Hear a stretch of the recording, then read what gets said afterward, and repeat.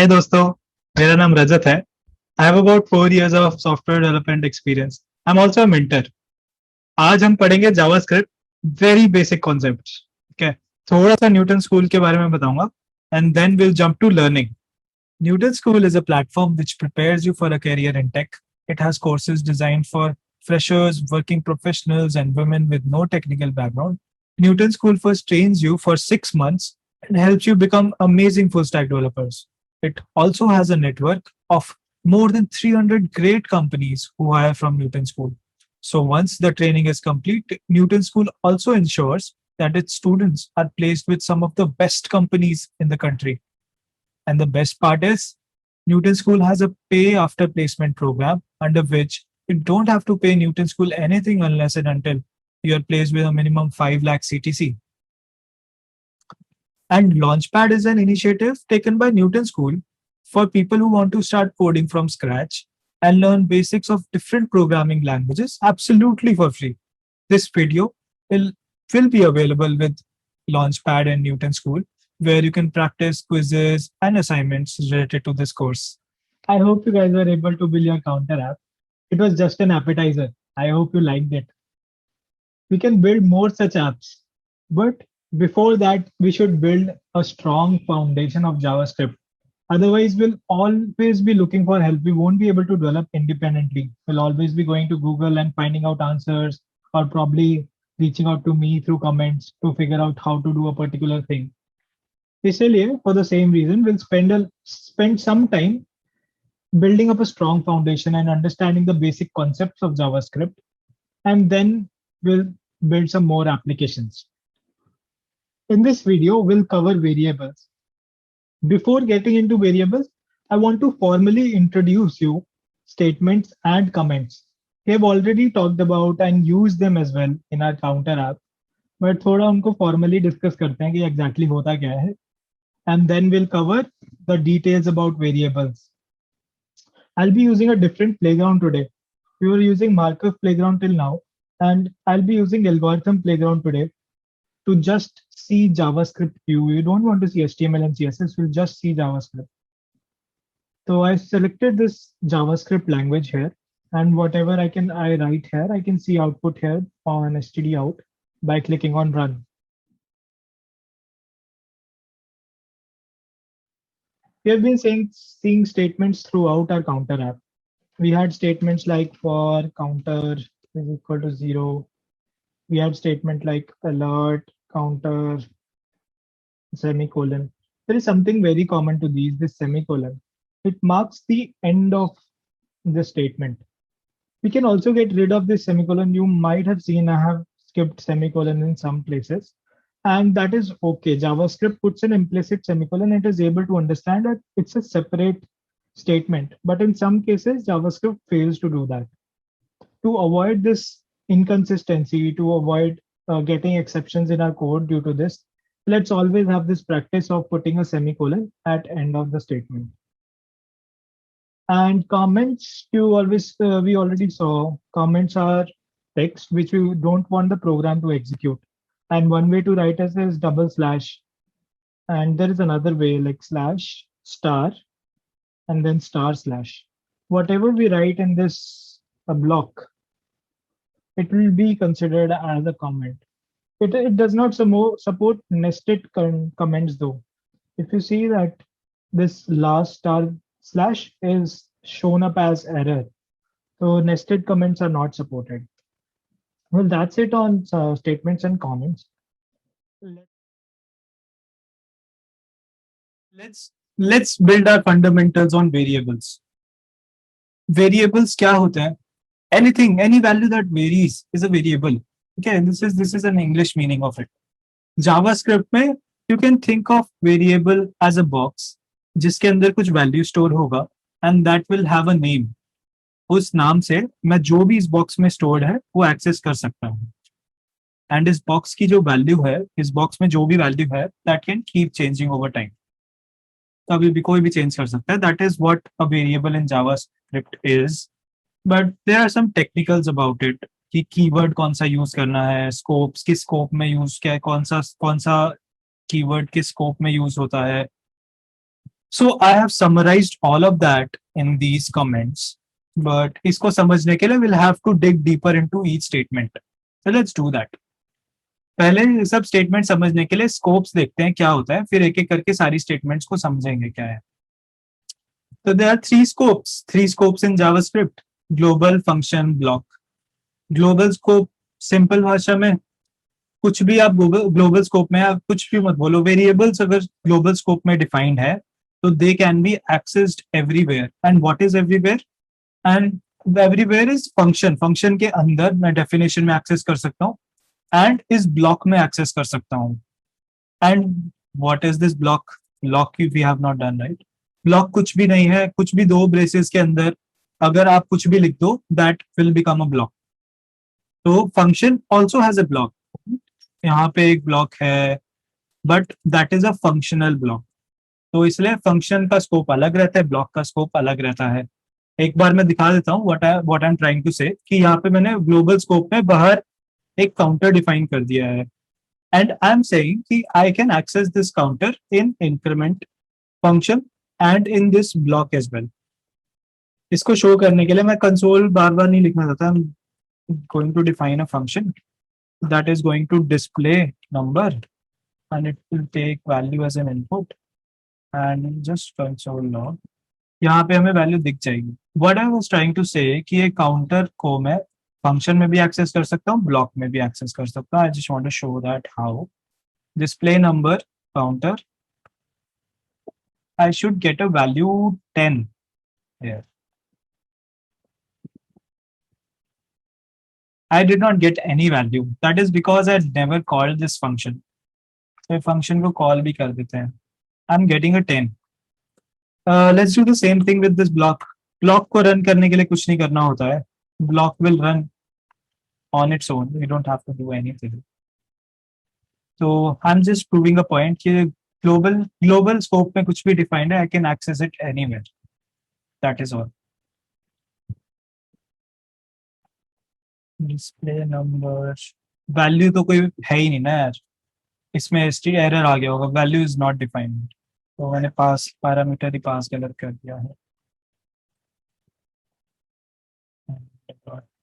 Right, I am getting a 10 value. एक है function से आ रही है, एक है ब्लॉक से आ रही है. तो ग्लोबल स्कोप क्लियर हो गया. फंक्शनल स्कोप क्या होता है? फंक्शनल स्कोप होता है इस फंक्शन के अंदर, इस फंक्शन के अंदर उस वेरिएबल का इन्फ्लुएंस रहेगा, इस फंक्शन के बाहर उसका इन्फ्लुएंस खत्म हो जाता है. तो इस इन्फ्लुएंस को कि फंक्शन के अंदर ही इन्फ्लुएंस है, that is what functional scope is. Okay.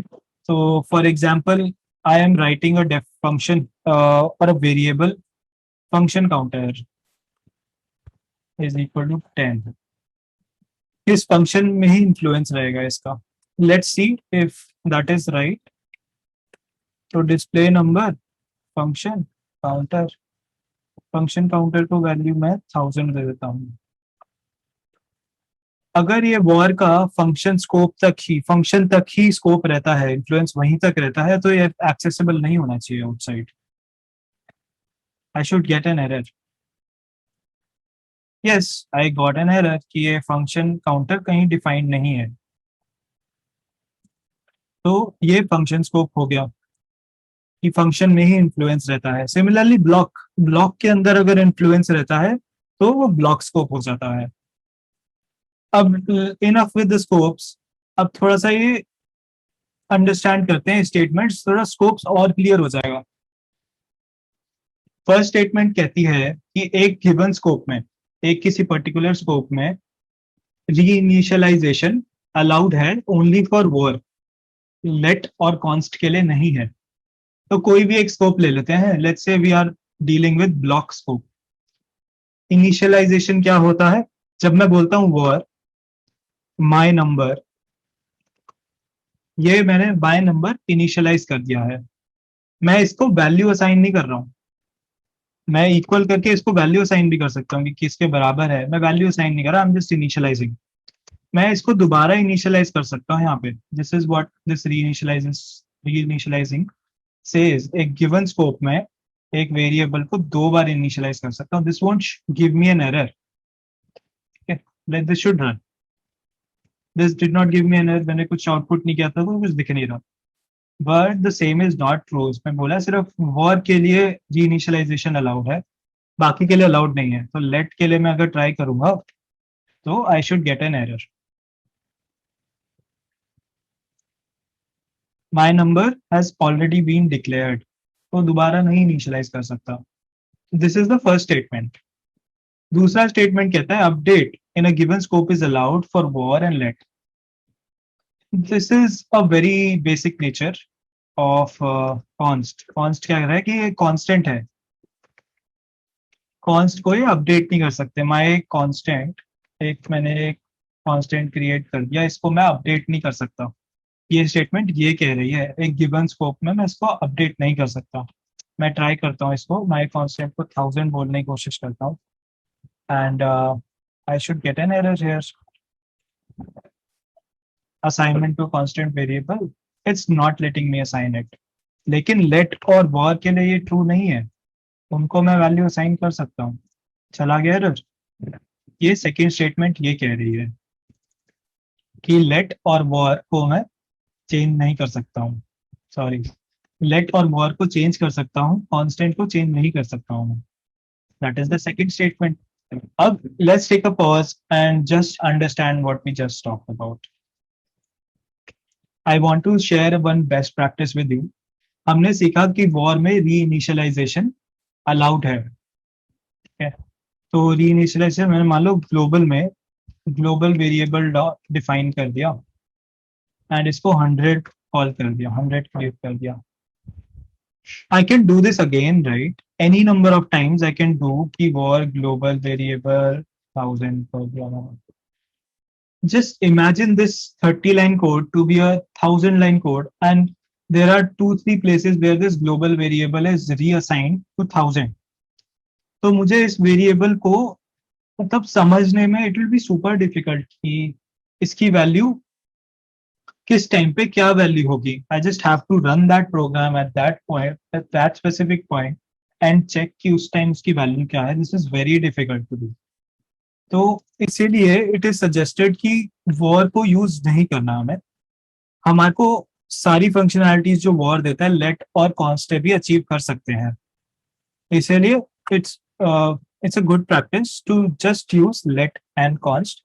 War को हम यूज नहीं करेंगे. But before we reject war, I just want to share a concept related to war as well. ये last 2 points, these are a little confusing, but bear with me, I'll try to explain it. तो war के लिए इन्होंने बोला कि functional scope होता है इसका. Functional scope होता है मतलब function में influence रहता है. War function counter is equal to 100. अब ये इसको मैंने दिखाया था कि इसको मैं बाहर एक्सेस नहीं कर सकता हूँ, लेकिन मैं बाहर डिफाइन तो कर ही सकता हूँ.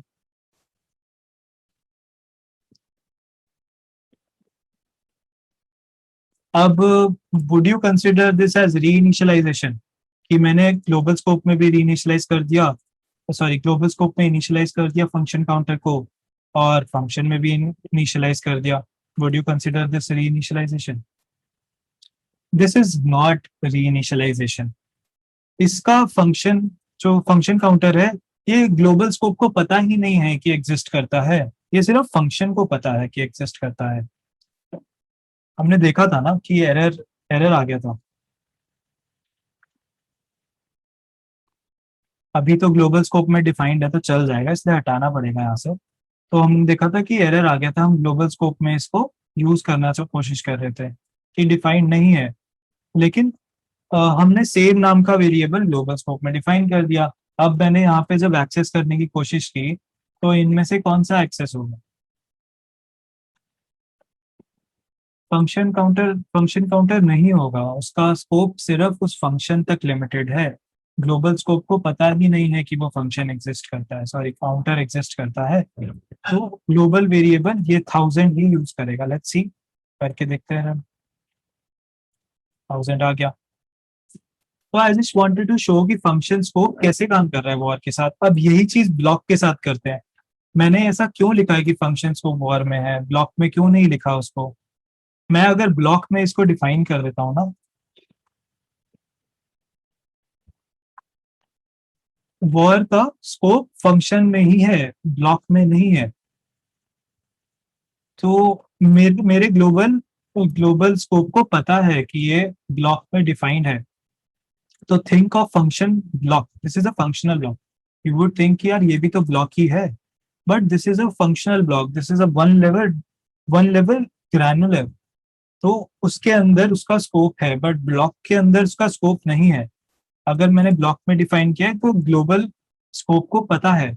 अब मैंने इसको यहाँ पे जैसे 100 असाइन कर दिया है, मैं इसको 50 असाइन कर देता हूँ, और ये ब्लॉक को एग्जीक्यूट भी तो करवाना है, तो इसके बाद मैं डिस्प्ले करूंगा। अब क्या हो रहा है हमारी स्टेटमेंट, मैंने ग्लोबल एक फंक्शन काउंटर डिफाइन किया, ब्लॉक में भी एक फंक्शन काउंटर डिफाइन किया यूजिंग वॉर कीवर्ड। क्योंकि इसका स्कोप ब्लॉक स्कोप नहीं है, मेरे ग्लोबल वेरिएबल ग्लोबल स्कोप को पता है कि ये फंक्शन काउंटर फिर से री इनिशियलाइज हुआ है, this is reinitialization, and इसकी वैल्यू अब 50 होनी चाहिए, क्योंकि मेरे ग्लोबल स्कोप को पता है कि ब्लॉक स्कोप में क्या डिफाइंड है। This is what I meant by function scope, कि वॉल का ब्लॉक स्कोप नहीं है, ब्लॉक में सिर्फ उसका इन्फ्लुएंस नहीं रहता है, ब्लॉक से बाहर चले जाता है उसका इन्फ्लुएंस, बट उसका फंक्शन में इन्फ्लुएंस रहता है, just just that function. But this is not true for let and const, इनका थोड़ा स्कोप डिफरेंट रहता है। यही चीज मैं अगर लेट के साथ करूं तो it will have a different behaviour. मैंने यहाँ पे उसको डिफाइन किया ग्लोबल स्कोप में इस फंक्शन को यूजिंग लेट। तो मेरे फंक्शन काउंटर की वैल्यू यहाँ पे 1000 है, मैंने उसको यहाँ पे डिफाइन किया फंक्शन काउंटर में। फंक्शन काउंटर में भी स्कोप रहता है, इसका ब्लॉक में है तो function counter, function is also kind of block, तो फंक्शन काउंटर में भी इसका स्कोप रहेगा। अभी जब मैंने फंक्शन में डिफाइन किया, ग्लोबल स्कोप को नहीं पता कि ये फंक्शन काउंटर डिफाइंड है, ठीक है। सिमिलरली यहाँ पर भी ये सारे के सारे variables, even though their names are same, they have no connection with each other, एकदम म्यूचुअली एक्सक्लूसिव है, nobody knows about each other. मैं यहाँ पे फंक्शन काउंटर को इंक्रीज कर दूं, लेट्स से 100 से इंक्रीज करके वापस वैल्यू असाइन कर दूं इसको, it will never know, the global scope will never know कि ये वैल्यू इसकी 150 हो गई है यहाँ पे। If I print this function counter right now, इसकी वैल्यू 1000 ही प्रिंट होगी, ठीक है। You can see that here. अगर मैं इसको ब्लॉक के अंदर प्रिंट करूंगा तो 150 हो जाएगी। एक बारी let's discuss this with const as well, otherwise it will feel left out. Let जैसा बिहेवियर है तो मेरे को क्यों नहीं डिस्कस किया, कर लेते हैं। लेट को अगर कॉन्स्ट से रिप्लेस किया जाए सब जगह, these variables are again same. I won't call this a variable because the value does not change. So constant बोल देते हैं इसको। So these constants are all mutually exclusive. They don't know about each other. Constant का scope block scope में रहता है, इस block में अलग स्कोप है, इस ब्लॉक में अलग स्कोप है। Let's say I create another scope, another block, इसका अलग स्कोप रहेगा। I can create uh, different values, कुछ भी कर सकता हूँ मैं, कुछ भी। Let's run it. Just prove a point, कोई एरर नहीं है। तो कोई बिल्कुल दे आर डिफरेंट, एकदम mutually exclusive totally. Let's do some confusing exercise to make these concepts more strong. अब कॉन्स्ट के साथ ज्यादा खेल नहीं सकते हैं, let's just replace it back with let. हमारा यहाँ पे सारा का सारा म्यूचुअली एक्सक्लूसिव है। मैं यहाँ पे इसको अगर अपडेट करता हूँ फंक्शन काउंटर को plus plus, and I display the value, क्या वैल्यू डिस्प्ले होनी चाहिए, should be 51, no?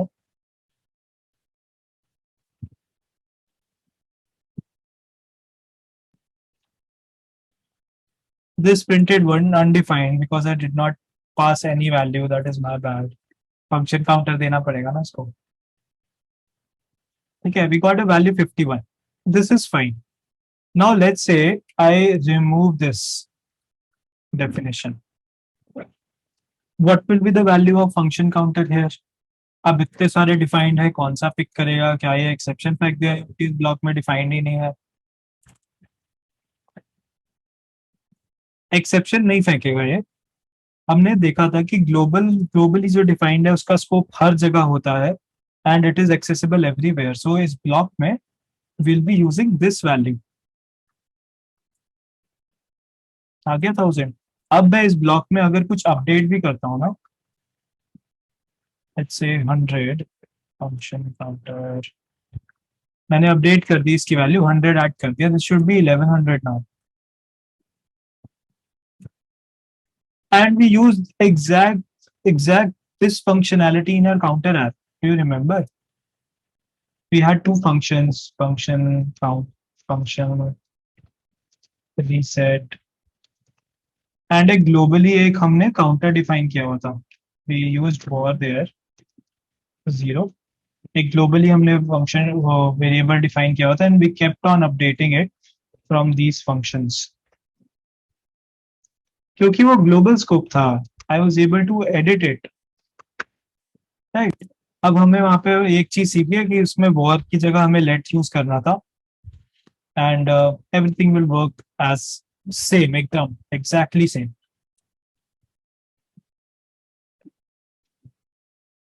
Well, that covers all of these statements. I really hope you understand all of these statements really well. If you have any questions, just put those in the comments below. This brings us to the end of this video. If you have any questions or doubts, please put those in the comments below. If you have any feedback for me, any way I can improve on these videos, please share that as well. ठीक है? Just keep on trying these concepts in the playground or any place you want to try it out. Just do that hands-on. Otherwise, it won't stick. So I really am emphasizing on the fact that you have to practice. Okay. Chalo then. See you. Take care.